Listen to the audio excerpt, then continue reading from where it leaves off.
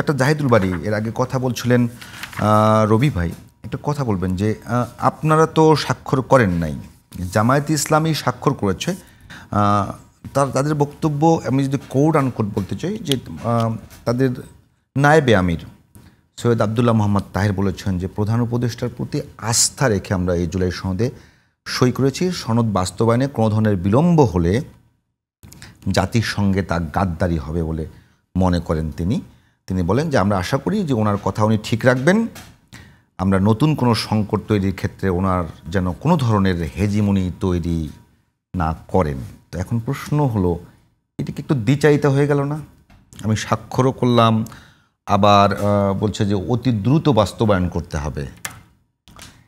দেখেন, আমাদের তো কথাটা এখানেই ছিল যে অর্থাৎ আমরা কারো কোনো একজন না, আমি যে অঙ্গীকারগুলো দেখেছি, অঙ্গীকারগুলো আপনিও দেখেছেন, সেখানে সবগুলো যে আমরা এই করব, সেই করব, এ করব, সে করব। তো আপনি সেখানেও যে অঙ্গীকারটা করলেন, এখন আবার বলছেন যে সরকার যদি বাস্তবায়ন না করে দ্রুত, তাহলে সেটি হবে গাদ্দারি। তা আপনি কি অঙ্গীকার করলেন?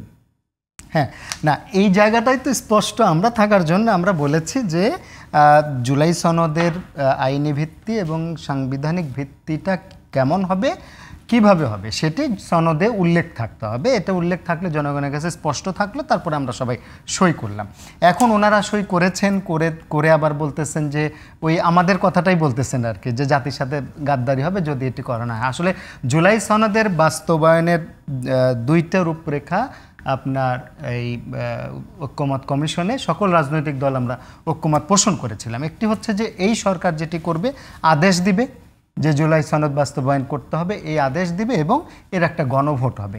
যে গণভোটের প্রক্রিয়াও সরকার বলে দিবে যে এই প্রক্রিয়ায় গণভোট নেওয়া হবে যে জুলাই সনদ বাস্তবায়নের পক্ষে। কিন্তু বাস্তবায়ন মূল এক্সিকিউশন হবে হচ্ছে পরবর্তী পার্লামেন্টে, নির্বাচিত পার্লামেন্টে, এবং ওই নির্বাচিত পার্লামেন্টকে দুটো ক্ষমতা দেওয়া হবে। একটা হচ্ছে পার্লামেন্টের অ্যাজ ইউজুয়াল যে ক্ষমতা, আইন তৈরির ক্ষমতা, পাশাপাশি এই গণভোটকে এক্সিকিউট করার একটা ক্ষমতা পার্লামেন্টকে এই সরকার আগের থেকে দিয়ে দেবে যে আপনারা নির্বাচিত হয়ে আপনাদের প্রথম কাজ হবে গণভোটকে এক্সিকিউট করা।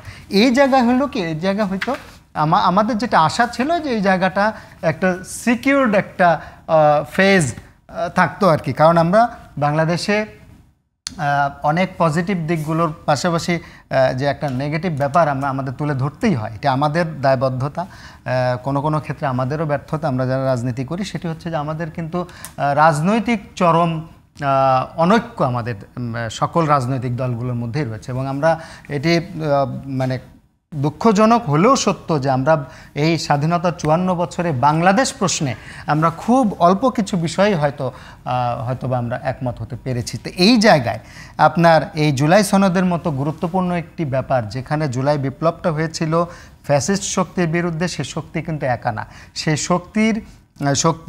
শক্তির মানে মূল যিনি প্রধান তিনি সহ হয়তো কিছু ব্যক্তি বাইরে পালিয়ে গিয়েছেন, কিন্তু এই ফ্যাসিস্টের দোসররা যারা ফ্যাসিস্টকে একেবারে টেনে ধরে রেখেছিল, সহযোগিতা করেছিল, তারা কিন্তু এখনও বাংলাদেশে বৈধ রাজনৈতিক শক্তি হিসেবে কাজ করে যাচ্ছে।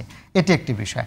আবার ফ্যাসিস্টরাও কিন্তু বারবার উকিঝুঁকি দিচ্ছে, আমরা আসবো, এই বুঝিয়ে এলাম অমক তমক। এবং আরেকটি গুরুত্বপূর্ণ ব্যাপার হচ্ছে, দেখেন, বাংলাদেশ কিন্তু একা নয়, বাংলাদেশকে এই ফ্যাসিজমের দ্বার প্রান্তে নিয়ে গেছে একটি বহির্শক্তি, এবং এই ফ্যাসিজমকে প্রলং করেছে একটি বহির্শক্তি, ফ্যাসিজমকে স্ট্যাবলিশ করেছে একটি বহির্শক্তি।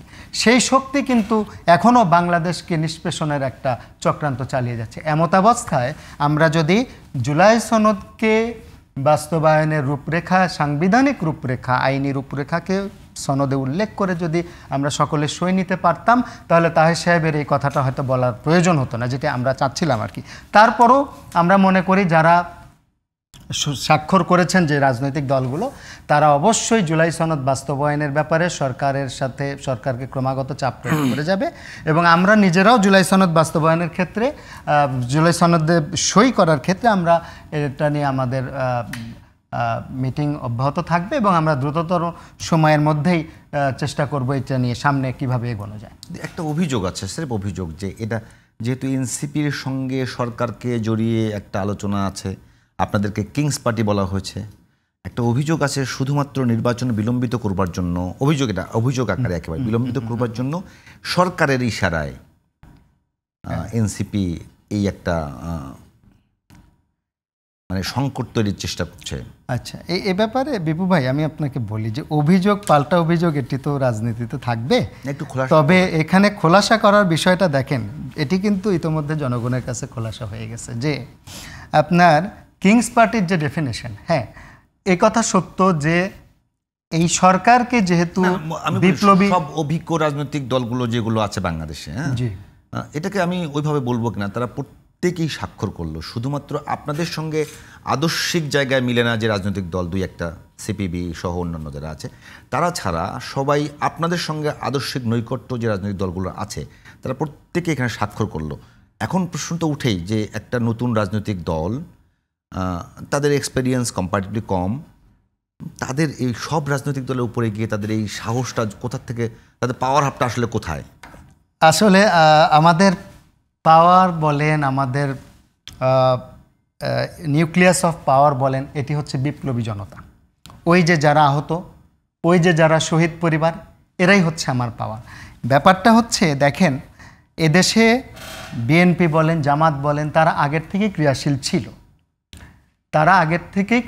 ছিল, তারা ক্ষমতায় ছিল, ক্ষমতার অংশীজন ছিল, দেশ চালিয়েছে।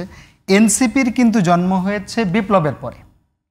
এই বিপ্লবের পরে এনসিপির জন্ম হওয়াতে, এনসিপির এবং বিপ্লবের মাধ্যমে জন্ম নেওয়া রাজনৈতিক দল এনসিপি, এজন্য এনসিপির প্রতি কিন্তু বিপ্লবী জনগোষ্ঠীর যারা সরাসরি বিপ্লবে উপস্থিত ছিলেন, যারা বিপ্লবে অংশগ্রহণ করতে গিয়ে অঙ্গহানি হয়েছে, যারা আহত হয়েছেন, যারা সন্তান হারিয়েছেন, শহীদ পরিবার বলি, এই শহীদ পরিবার এবং আহত জনগোষ্ঠী তাদের কিন্তু আস্থাটা ছিল বেশিরভাগ অর্থে এনসিপির উপর। কেননা আগের যে আমরা যদি বড় রাজনৈতিক দল বিএনপি এবং জামাতের কথা বলি, তারা তো অবশ্যই বিপ্লবে ছিলেন, তাদের সম্মতি ছিল, তাদের অংশগ্রহণ ছিল, আমরা এটাকে অস্বীকার করি না, অবশ্যই ছিল।